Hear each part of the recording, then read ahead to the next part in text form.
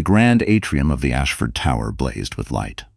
300 guests in evening wear raised champagne flutes beneath a soaring glass ceiling that Camille Fontaine had designed with her own hands. Every angle, every curve, every beam calculated across 18 months of sleepless nights. But tonight her name appeared nowhere on the program. Tonight, her husband stood at the podium, accepting applause for her work, while his mistress clung to his arm like she'd built the damn thing herself. Camille stood near the back, 7 months pregnant, wearing a dress she'd bought on clearance because her joint account had been frozen 3 weeks ago without explanation. She watched Victor Ashford flash his teeth at a crowd that worshipped him, and she felt something crack inside her chest. Not heartbreak, not anymore, but the cold, clear sound of a woman who had finally stopped pretending. Then the front doors opened, and the entire room shifted. A man walked in that no one expected. Tall, unhurried, wearing a charcoal suit that fit like it was sewn onto his bones. Raphael Dumont, the architect who had vanished from public life 5 years ago after a project collapse that nearly destroyed his firm. The man whose name still carried weight in every design studio from Toronto to Tokyo. He hadn't been seen at a public event in half a decade, and he walked straight to Camille.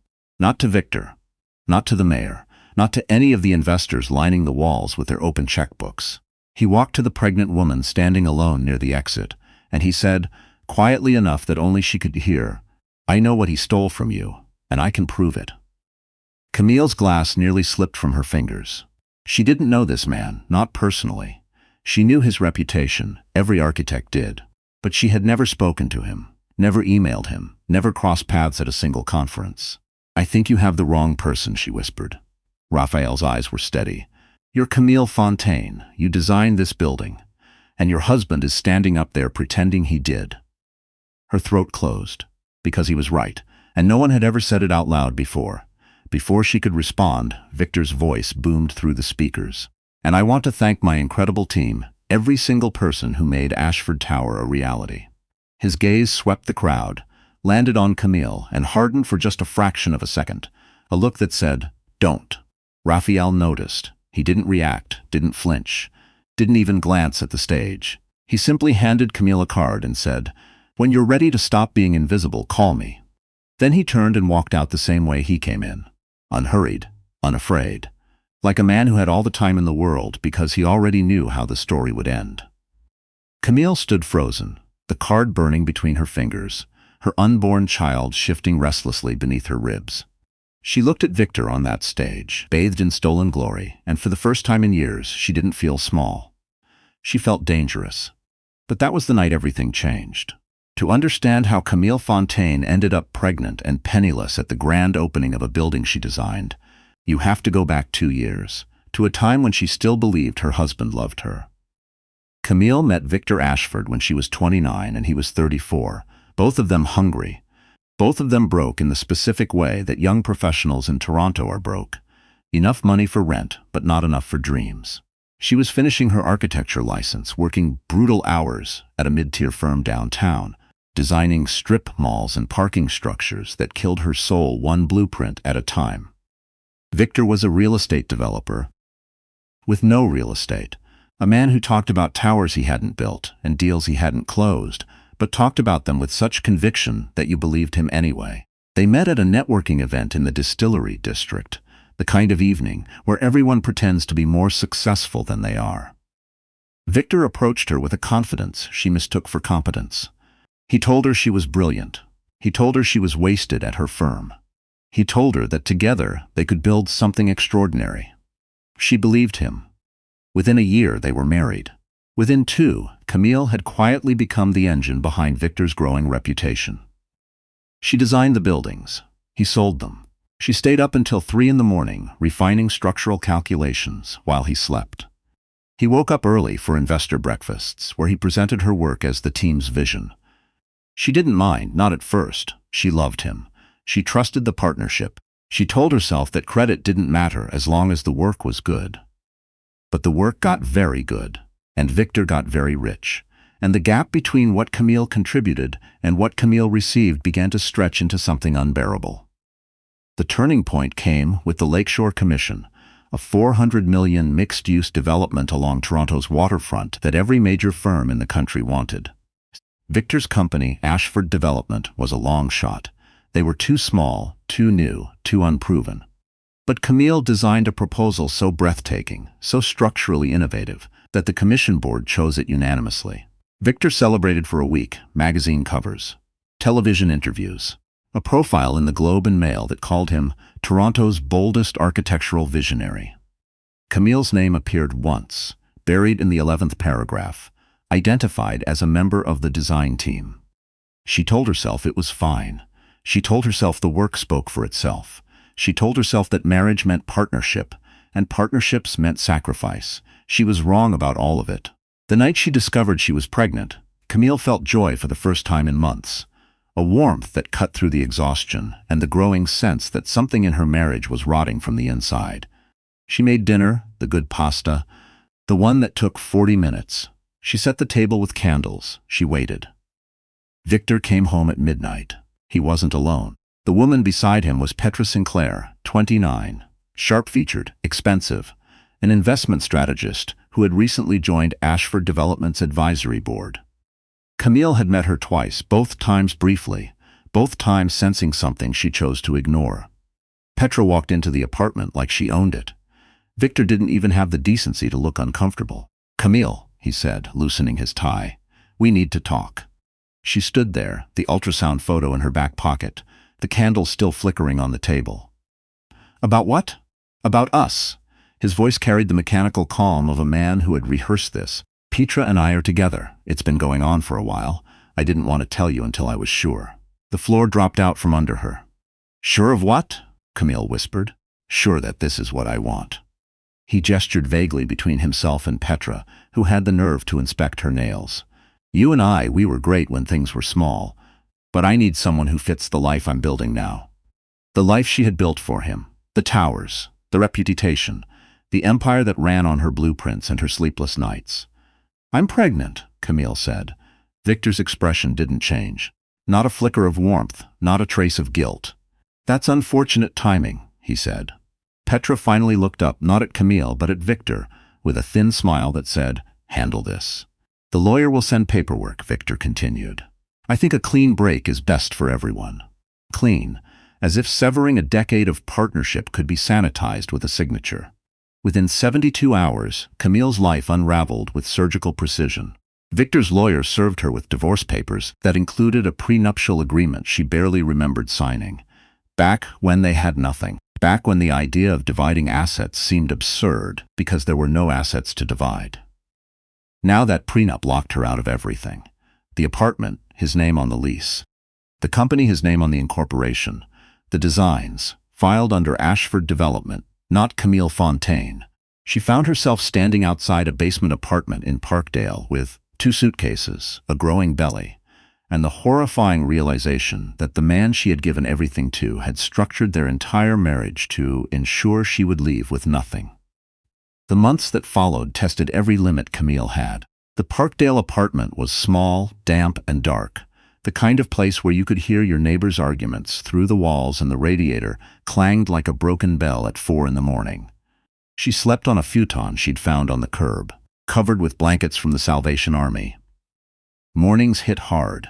Pregnancy nausea sent her lurching to the bathroom before dawn, gripping the edge of a sink that wobbled on its brackets. She'd kneel there, shaking, and remind herself that she had to eat something, anything, for the baby. She found work at a small drafting firm in Etobicoke, the kind of place that designed suburban additions and backyard studios. It was beneath her skill level by a decade, but they didn't ask questions, and they paid on time. Barely. She took the bus every morning, standing because there were never enough seats, her coat pulled tight not against the cold, but against the stairs. Victor's PR operation moved fast. Within weeks, the narrative had been rewritten. Camille Fontaine was unstable. Camille Fontaine was bitter. Camille Fontaine had contributed administrative support to Ashford Development, but had no real design role. Industry contacts stopped returning her calls. Former colleagues crossed the street when they saw her. One woman she'd considered a close friend texted her, "I heard what happened. I think it's best if we keep some distance." Distance. As if failure were contagious. as if pregnancy were a scandal. The lowest point came on a Tuesday in February, 3 weeks before the Ashford Tower Gala. Camille came home from work to find an eviction notice taped to her door. She had been choosing between prenatal vitamins and hydro bills for months, and the math had finally caught up with her. She sat on the kitchen floor with her back against the fridge. The notice crumpled in her fist, and she didn't cry. She was past crying. She stared at the watermark on the ceiling. "I will figure this out. I promise." Her phone rang. "Unknown number," she answered, "because when you have nothing left to lose, you stop screening calls." "Mrs. Fontaine," a measured voice said. "My name is Raphael Dumont." Her breath caught. She knew the name. Every architect in the country knew the name. Raphael Dumont had been the most celebrated designer in Canada before his sudden disappearance from public life 5 years earlier. The official story was burnout. The unofficial story was murkier, something about a stolen design, a betrayal, a project that collapsed under suspicious circumstances. "I don't understand," she said. "Why are you calling me?" "Because I've seen the structural filings for Ashford Tower," Raphael replied. "And I know those aren't Victor's designs, they're yours." Silence. Long and weighted. "How could you possibly know that?" she whispered. "Because," Raphael said, his voice dropping, 5 years ago, Victor Ashford stole from me too." That sentence hit her like a physical blow. She gripped the phone tighter. "I need to meet with you," he continued. "Not to use you, not to manipulate you, but because you deserve to know the truth about the man you married, and because the evidence that proves what he did to both of us is inside the company you helped build." Camille's hand moved to her stomach. She thought of the eviction notice. She thought of the futon on the floor. She thought of Victor standing at a podium, accepting praise for work she had bled into. "Where?" she asked. "My office.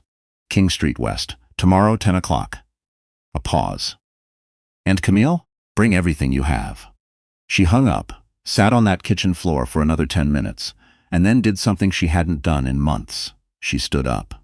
The office was nothing like she expected. No glass tower, no marble lobby, no assistants in designer suits. Raphael Dumont worked out of a converted warehouse in the West End, a space that felt more like a workshop than a corporation. Drafting tables, physical models, rolls of paper leaning against exposed brick walls. It smelled like wood shavings and coffee. Raphael met her at the door. In daylight, he looked older than she'd imagined, weathered in a way that spoke of years spent carrying something heavy. But his eyes were sharp, and when he looked at her, she saw no pity, only recognition. "Coffee?" he asked. "Please." He poured 2 cups, set one in front of her, and sat down across the table without ceremony. "I'll be direct," he said. 5 years ago, I partnered with Victor Ashford on a waterfront development project. I designed it. He financed it. When the project secured government approval, he filed the design patents under his company's name, cut me out of the partnership, and used a series of shell contracts to make it look like I'd been a subcontractor, not the lead architect. Camille felt sick. "That's what he did to me." "I know." Raphael's jaw tightened. "When I tried to fight it, he leaked documents suggesting I'd committed billing fraud. My firm collapsed. My reputation was destroyed. I spent 3 years rebuilding, quietly, out of public view. Why didn't you sue him?" "Because he was smart about it. Every critical document had someone else's signature on it." Raphael leaned forward. "Back then, it was a junior associate he pressured into signing. With you, Camille, it's worse." Her blood went cold. "What do you mean?" Raphael opened a folder. Inside were copies of filings she recognized, building permits, structural engineering approvals, liability documents for Ashford Tower. Her signature was on every one of them. "These aren't just design credits," Raphael said carefully. "Several of these documents authorize construction methods that were modified after you signed. If anything goes wrong with that building, structurally, legally, your name is on the liability chain, not Victor's." Camille's hands went numb. "He set me up." "He insulated himself," Raphael corrected. "If there's ever an investigation, a structural failure, a lawsuit, you're the architect of record. You'd be the one facing charges." She pressed her palms flat against the table to stop the shaking. "I could go to prison." "Not if we act first." She looked up. "Why are you helping me?" "You said he destroyed your career. This could be revenge for you." Raphael held her gaze without flinching. "It started that way," he admitted. "I won't lie to you. When I first found your name in those filings, I saw an opportunity, someone on the inside, someone he underestimated. He paused. But then I looked into who you actually are. I read your thesis work. I studied the lakeshore design. I saw what he did to you, and I realized this isn't about me anymore. It's about making sure he can't do this to anyone else. Camille studied him for a long moment. His honesty, uncomfortable and raw, landed harder than any reassurance could have. He wasn't pretending to be noble. He was telling her the truth and letting her decide. "What do you need from me?" she asked. "Your original design files. The ones you kept." Her breath caught. Because she had kept them, every version, every draft, every late-night iteration, saved to a personal drive that Victor didn't know existed. She'd kept them not out of foresight but out of habit. The way an artist keeps sketchbooks, she never imagined they'd become weapons. "I have them," she said quietly. "All of them." Raphael's expression shifted, just slightly, but enough to tell her that this was the moment everything changed. 2 weeks later, Camille walked into a boardroom at the Ontario Securities Commission with Raphael at her side and a flash drive in her pocket. She wore a navy dress she'd found at a consignment shop, her hair pulled back, her hands steady. She didn't look like a woman who'd been sleeping on a futon in Parkdale. She looked like a woman who was done being invisible. Across the table sat 3 regulators, 2 forensic auditors, and a lawyer from the Provincial Attorney General's office. They had been investigating Ashford Development for months after an anonymous tip. Raphael's work flagged irregularities in the Lakeshore Commission financing. "Miss Fontaine," the lead investigator said, "we understand you have evidence regarding the structural filings for Ashford Tower." "I do." Camille's voice was calm. "I designed Ashford Tower. Every floor, every load-bearing wall, every structural calculation. My husband filed the work under his company name and removed my attribution. He also modified construction approvals after I signed them, meaning my signature authorizes work I never reviewed." The room went silent. She placed the flash drive on the table. "This contains my original design files with metadata showing they were created on my personal workstation months before the company filings. It also contains email correspondence where my husband instructed me to sign documents he described as routine." One auditor leaned forward. "Do you have recordings?" "No," Camille said. "But I have version histories, file creation timestamps, and a pattern of modifications made after my signatures were obtained, modifications I was never informed about." The lead investigator exchanged a look with the attorney. "Miss Fontaine, you understand the significance of what you're presenting?" "I do." She didn't waver. "My husband built his empire on stolen work and fraudulent filings. I want the record corrected." Raphael, who had been silent throughout, spoke only once. "Mistress Fontaine is not a suspect. She's the reason you have a case." The meeting lasted 3 hours. When it ended, the lead investigator shook Camille's hand and said, "We'll be in touch shortly." Shortly turned out to be 4 days. Victor Ashford was at his desk when the call came, not from his lawyer, not from his board, but from a journalist at the Toronto Star who asked him, with exquisite politeness, whether he'd like to comment on allegations that his company's flagship project was designed by his estranged wife and financed through misattributed contracts. According to 3 people who were in the room, the color drained from his face so completely that his assistant thought he was having a cardiac event. Within a week, Ashford Development was in crisis. The Ontario Securities Commission launched a formal investigation. The Lakeshore Commission demanded an independent review of all design attributions. 2 board members resigned. 3 major investors froze their commitments. And the architectural community, which had worshipped Victor Ashford for years, began asking a question that should have been asked long ago. Where did the designs actually come from? Victor's first instinct was to attack. He called Camille 17 times in one day. She didn't answer. He sent texts that oscillated between fury and desperation. "You're destroying everything we built." Then, an hour later, "Please, Camille, we can work this out." Then, "At midnight, you'll regret this." She read them all and felt nothing. His second instinct was to deploy Petra. Within hours, a coordinated campaign appeared across social media and industry forums. Anonymous posts painted Camille as a disgruntled ex-wife fabricating claims for divorce leverage. Someone leaked her Parkdale address. Someone else posted photos of her pregnant belly with captions suggesting she was using her child as a sympathy prop. Camille saw the posts while eating toast in her kitchen. She read 3 of them, set her phone down, and went back to her toast. She was done letting their cruelty determine her morning. Raphael's response was quieter and far more devastating.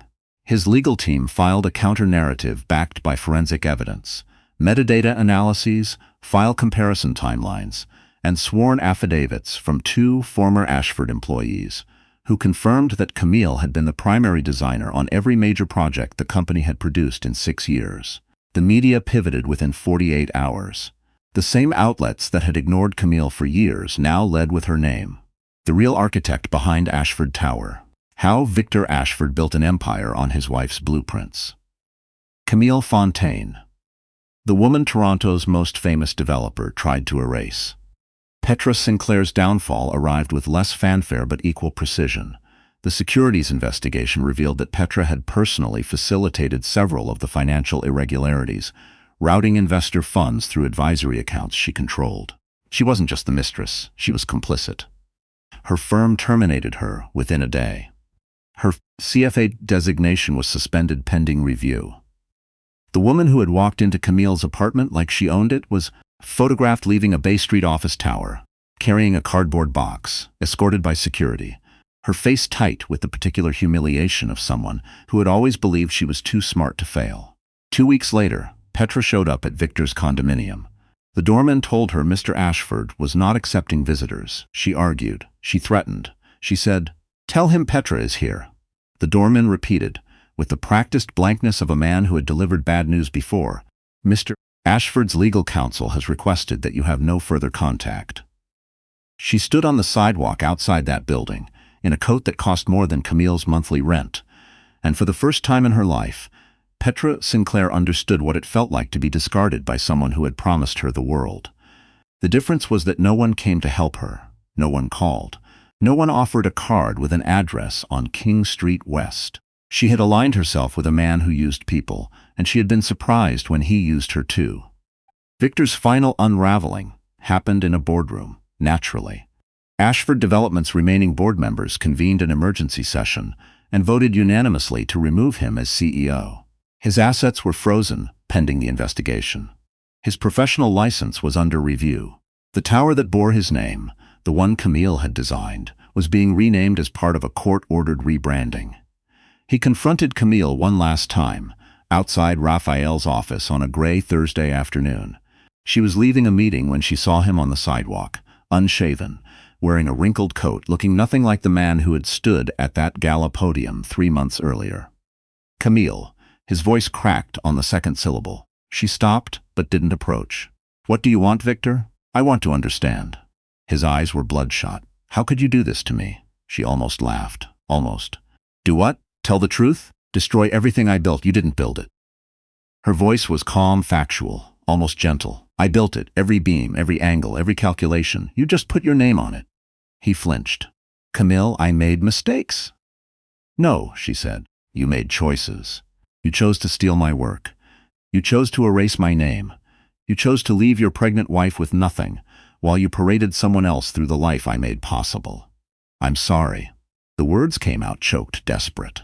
Camille looked at him, this man she had loved fiercely and foolishly for a decade. She didn't feel hatred. She didn't feel satisfaction. She felt the quiet, clean release of a woman who had finally stopped carrying someone else's weight. "You're not sorry for what you did to me," she said. "You're sorry it stopped working." He had nothing to say to that, because they both knew it was true. She turned and walked away, her hand resting on her belly, her shoulders straight. She didn't look back. 3 months later, Camille Fontaine stood in a sunlit office overlooking Lake Ontario. Her name was on the door.